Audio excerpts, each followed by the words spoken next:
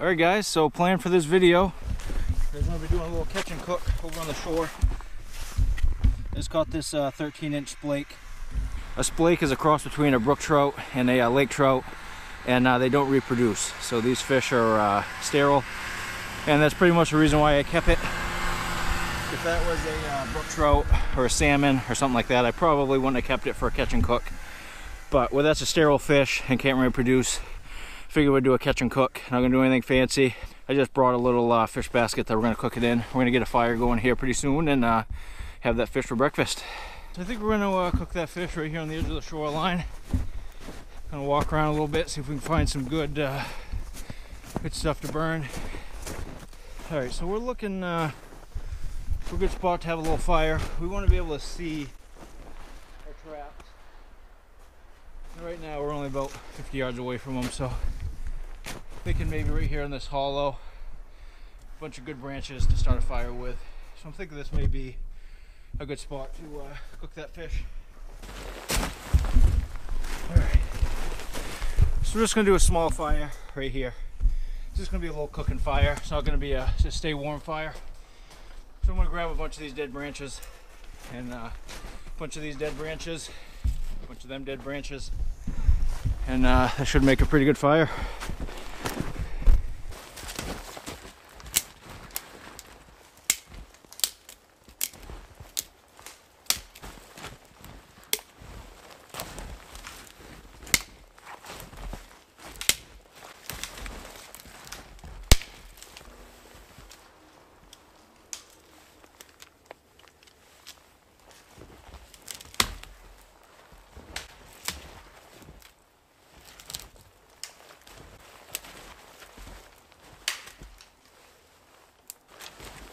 Alright, that should be enough to at least get it going. I get my little survival kit out. I haven't talked about it at all in any of my videos, but I always carry a pretty comprehensive survival kit because fishing up here in Maine, you just never know what you're going to encounter.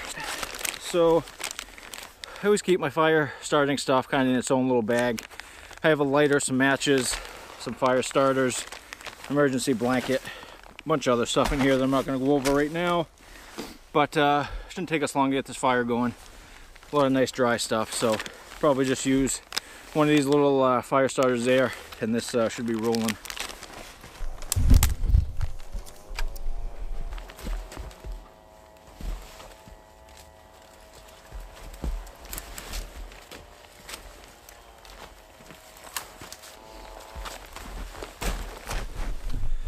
Alright, so we're just going to start with one of these fire starters.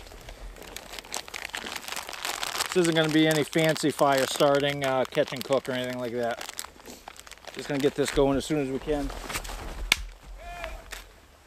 He's not hollering to us, right? No, I told him.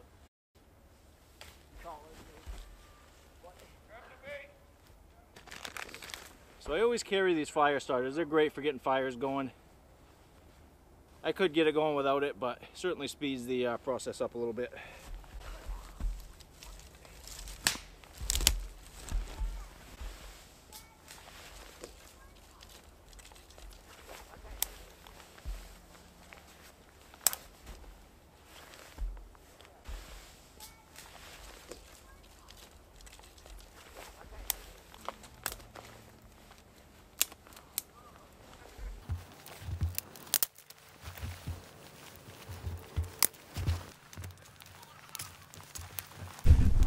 Alright, so we're working pretty good there.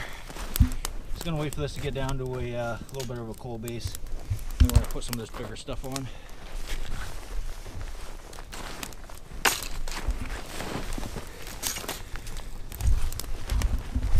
And this is what we're gonna be using to actually cook the fish in. This fish basket. I love these things. It just keeps the fish from curling and moving and flaking all apart. And and this is the first time I'm using this, so I'm actually going to set this on the fire now. I'm going to let that bake a little bit, just so it bakes any, paint finish, any paint chemicals off it. Just going to let that cook for 10 minutes, and we'll actually put the fish in it. you want to grab the splake while you're right there? Alright, so we actually have a really good fire now. We're going to pack on some of the bigger stuff, and we're going to do the fish on.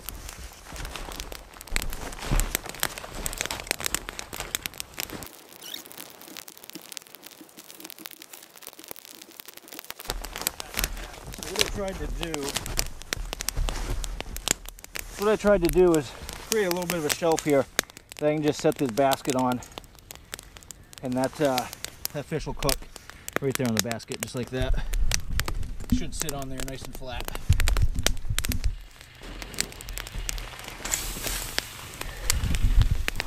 All right, so we're just going to set the splake right there in the basket and put them on the fire.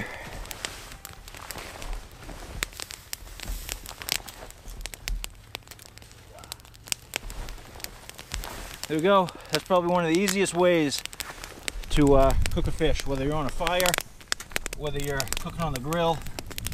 That's one of the easiest ways to cook a fish, is a little fish basket like that.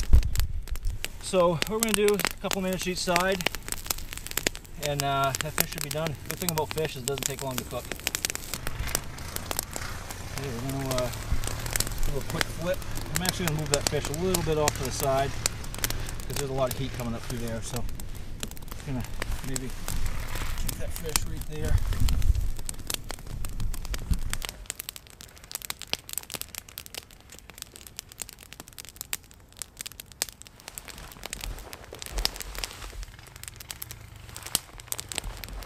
Just doing a quick check, looking good. Just starting to cook on the inside.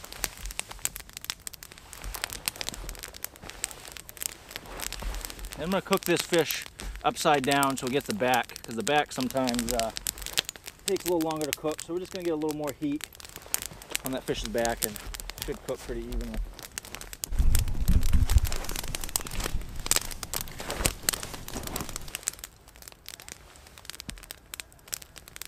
Looking good. Skin's going to be a little charred, but the meat should be fantastic.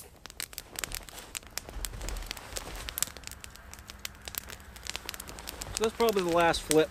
Then I'm going to pull it out and check it. I'm thinking this should be pretty well done. Alright.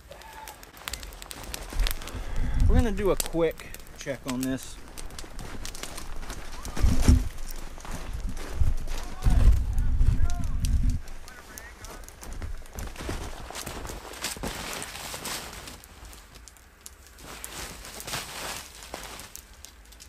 Alright, what do you think? As long as it's white. It tastes fantastic, but we need a little more up on the backbone.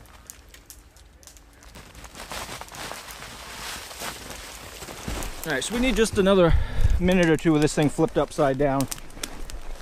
The backbone of that fish is still a little pink, so we're just going to have this upside down and it should be golden. I tried a little piece and it is fantastic. Look at that. Yum yum. Smells fantastic. Alright. We are going to dig in.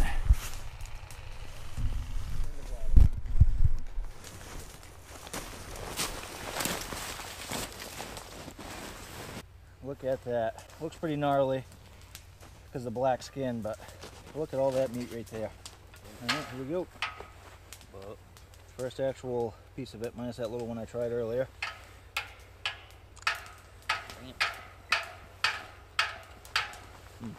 That is fantastic. Tastes like a smoky brook trout. Oh yeah, that is like delicious. That is delicious, huh? Yeah, it's got like the perfect amount of smoky flavor to it. Oh yeah. Surprisingly, I've never had one like that before. That is amazing. That splake is about as good as you can get. Tastes like a brook trout. That's just like you smoked it. Yep, no, that's amazing. You can just taste that smoky flavor to it from on the fire there. Delicious. It's amazing. I mean, this fish is one of the best things you can eat. And it's one of the best things for you too. Oh, that's hot. Look at that nice little chunk. And it warms you right up too, cooking by a fire like that and eating warm fish. It's probably 10 degrees out. Maybe just like a light breeze, but it's pretty chilly. That is delicious. God, that's good, huh? Yeah, it's fantastic.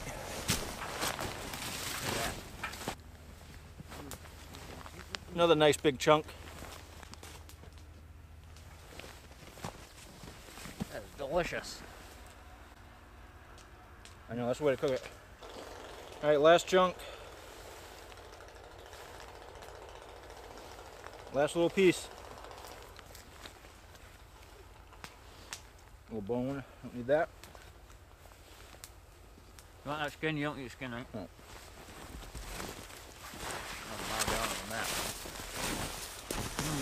That was delicious. Here we go. Here we go. Every ounce of that fish is picked clean. Some people eat the tail. I don't eat the tail. Yeah. My father, he used to eat brook trout tail just like it was a piece of candy. You know, he loved them. I personally don't like them, but some do. But that was amazing. You know, any fish in the trout family is some of the best fish you can eat. I mean, I think probably my favorite fish to eat is probably a brook trout. Even though I don't keep many of them, it's certainly my favorite to eat. But that little grill basket, in my opinion, is worth its weight in gold. I mean, you could cook anything in that, and it cooks it evenly. You can flip it. You don't have to worry about your fish curling and your fish falling apart as you're cooking it. So we're gonna wrap it up with that. We're gonna knock this fire out. We're not gonna keep it going. It's plenty warm enough. So what we're gonna do is spread this out, and we're gonna just kick a bunch of snow on. It doesn't take much to stifle these fires.